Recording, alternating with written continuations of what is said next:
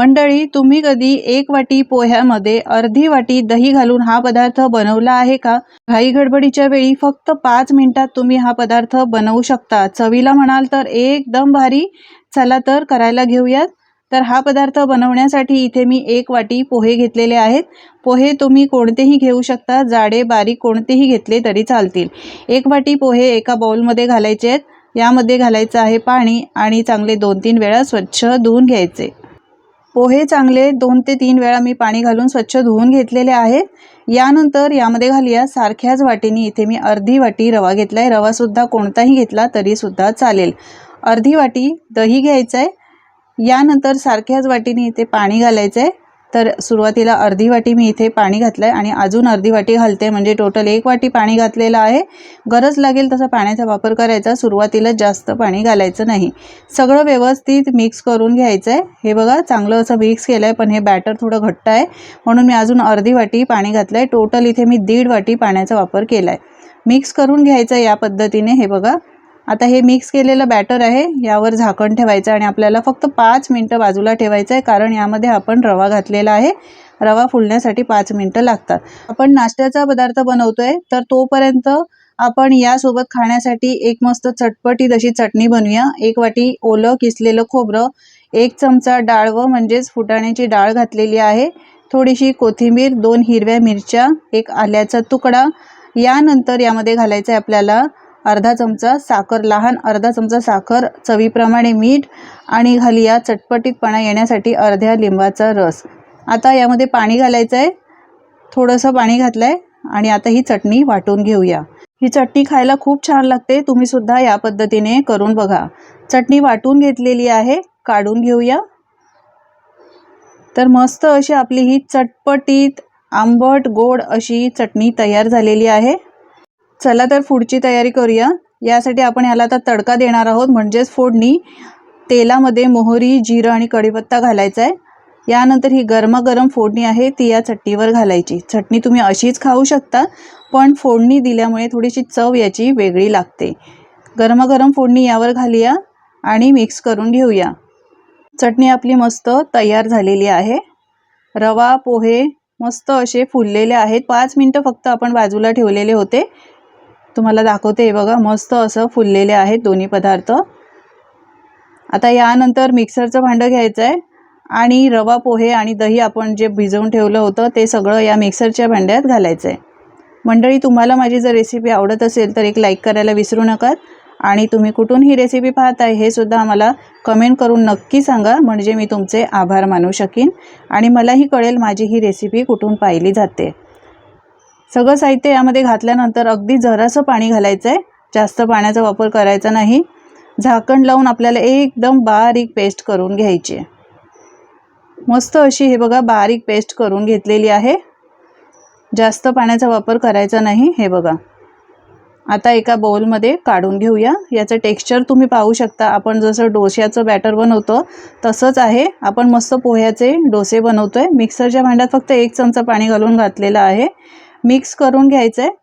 हे बॅटर बनवताना जास्त पातळ करायचं नाही, चांगलं फेटून घ्यायचं आहे, म्हणजे छान यामध्ये एअर बबल्स तयार होतात, हवा तयार होते आणि हे डोसे आहेत ते जाळीदार बनतात. हे बघा मस्त असे हे फेटून झालं आहे. याचं टेक्स्चर दाखवते. ओढल्यावर अशी लाईन दिसली पाहिजे, म्हणजे आपले हे बॅटर आहे ते एकदम परफेक्ट आहे. छान असं बॅटर फेटून सुद्धा घेतलेलं आहे. यानंतर आपल्याला यामध्ये घालायचं चवीप्रमाणे मीठ. तर इथे मी चवीप्रमाणे अर्धा चमचा मीठ घातलं आहे. परत एकदा चांगलं मिक्स करून घेऊया. हे बॅटर जितकं फेटाल ना तितकं आपला डोसा आहे ना तो छान असा जाळीदार बनतो. छान असं फेटून घ्यायचं आहे. हे बघा आता आपण हा डोसा आहे तो इन्स्टंट बनवतोय. तुम्हाला जर हा डोसा फर्मेंट करून बनवायचा असेल, इनो किंवा सोड्याचा वापर न करता, तर रात्रभर तुम्ही असं हे बॅटर बनवून ठेवू शकता आणि दुसऱ्या दिवशी करू शकता. पण आपण इन्स्टंट करतोय म्हणून मी इथे 1 इनोचं पॅकेट घालते. इनो ॲक्टिवेट करण्यासाठी जरासं पाणी घालायचं आहे आणि मिक्स करून घ्यायचं आहे. तुम्हाला जर इनो नको हवा असेल, इनो नसेल, खायचा सोडा असेल तो घातला तरीसुद्धा चालेल. चांगलं एकाच डायरेक्शनने छान असं फेटून घ्यायचं, म्हणजे यामध्ये हवा तयार होते, जाळी तयार होते आणि डोसे छान असे जाळीदार बनतात. हे पहा, जसं आपण फर्मेंट करतो ना, आंबवतो डोश्याचं बॅटर, त्या पद्धतीचं आपलं हे बॅटर तयार झालं आहे. हे बघा. चला तर आता डोसे करायला घेऊया. तवा गरम करायला ठेवला आहे. तेल लावायचं आहे आणि पुसून घ्यायचं ते एखाद्या कपड्याने किंवा टिश्यू पेपरने. हा डोसा बनवण्यापूर्वी तवा चांगला कडकडीत गरम करून घ्यायचा आणि चांगला गरम असतानाच हाय फ्लेम ठेवायची आहे आणि गरम असतानाच हे बॅटर घालायचं आहे हाय फ्लेमवर. आणि 1 ते 1.5 पळी किंवा 2 पळी बॅटर घालायचं. तुम्हाला जसं हा लहान मोठा हवा तसा डोस्याचं बॅटर घालायचं आहे. हलकंच पसरवून घ्यायचं आहे, जास्त पसरवायचं नाही. त्यानंतर गॅसची फ्लेम स्लो करायची. पाहू शकता काय मस्त अशा याला जाळ्या आलेल्या आहेत.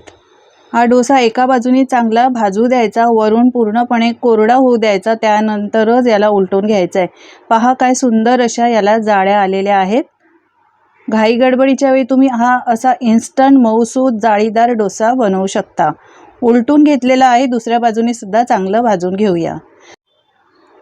दुसऱ्या बाजूने सुद्धा उलटून घेऊया. पहा काय मस्त दिसतोय. अगदी नरम मऊ लुसलुशीत असा हा आपला डोसा तयार झालाय. याला लोणी डोसा म्हणतात, स्पंजी डोसा म्हणतात, सेट डोसा म्हणतात, याला दावणगिरी डोसा सुद्धा म्हणतात. आता उरलेलं बॅटर सुद्धा मी तव्यावर घालते. आधी तेल लावलं आणि त्यानंतर पुसून घेऊन हे बॅटर सगळं यावर घालते. आपण जेवढं बॅटर बनवलं त्यामध्ये आपले हे 2 मोठे जाळीदार डोसे बनतात. उरलेलं बॅटर घातलंय. हलक्या हाताने पसरून घ्यायचं आहे.